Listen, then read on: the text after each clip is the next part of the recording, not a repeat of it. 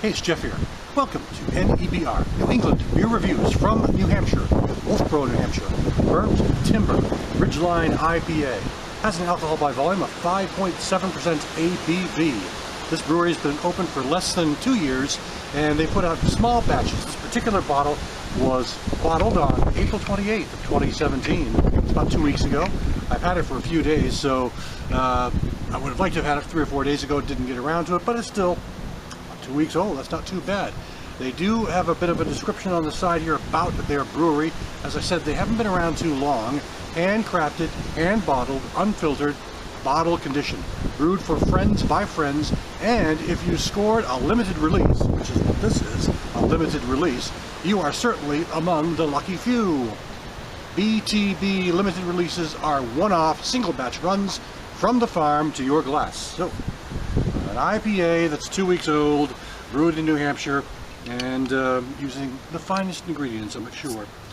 Figured I'd talk about this one because they're fairly new, and it's just another sign of how the New Hampshire nano brewing industry is just exploding through New Hampshire. So I want to give it a pour and get right into this. And boy, look at that already. Just the pour itself tells me this is going to be really, really something, I think. Very light color. Look at the light color. I mean, that's really light and juicy looking. My goodness.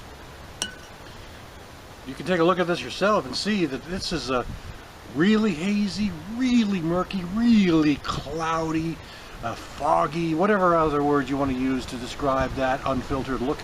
A pale yellow, just almost opaque. I mean, you might be able to see a little bit of sediment floating around. I didn't get much of a head, but I didn't pour it that aggressively. But I mean, this looks like one of those newfangled New England IPAs that everyone's been talking about lately. So let's get into this and check it out. Aroma. Oh my gosh. Okay, well, how can I explain this? Pineapple, grapefruit, more pineapple. Doesn't have the tartness of grapefruit, but it does have a definite sweetness of pineapple. Guava. It's got a real citrusy kind of character to it. Almost effervescent. Almost feels like it's bubbling up my nose.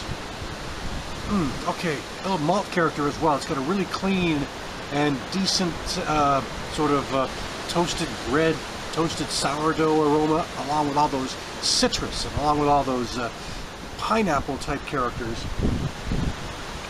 Balance though, I wouldn't say, I mean the citrus is what I got first on the nose, but I wouldn't say it's kind of leading the whole aroma experience. Those malts are playing up pretty evenly as well, so time to taste it. Ooh, that's got a bit of nice bitter bite on it. I don't believe they listed the international bittering units on the bottle. Does not look like it. Yeah.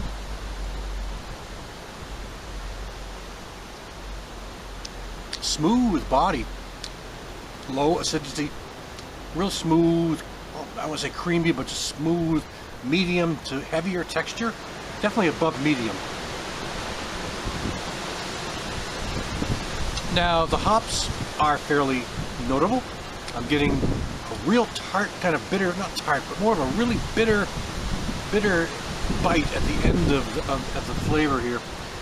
Starts off with the sweet malt character and kind of the bready character, the white bready character and all that. Definitely a sweetness, and then this eruption of bitterness comes up at the backside, and it's really got a sharp kind of bitterness.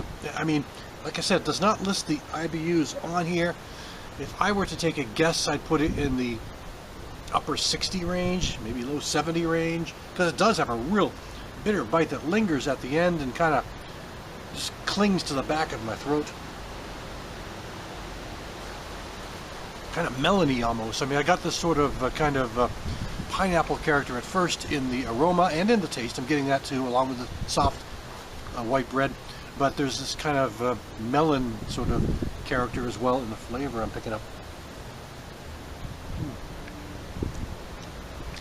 It really does have a bitter bite though, but the sweetness comes in just as solid. It's really interesting because the sweet malts, or the sweet breaded malts, are coming up there first, and then the bitterness at the end, so it just kind of quickly evolves, but it definitely clings to the back of your throat for a period of time afterward. with that bitterness that just kind of lingers momentarily. So I have had some of their beers. This is the first one I've had from a bottle. I've seen them at brew fests around New Hampshire, and they're only available in New Hampshire. But I've seen them at brew fests. This is the first time I picked up one of their bottles. I picked it up at Prost Specialty Wine and Beer, which is in Northampton, New Hampshire, along Route 1 in Northampton, New Hampshire. A great place to find a lot of New Hampshire brewed beers. And they had a whole line of Burnt Timber ones there, but I picked this one up. So that'll do it for now. Burnt Timber Ridgeline IPA. Thanks for stopping by. I'll catch you again next time.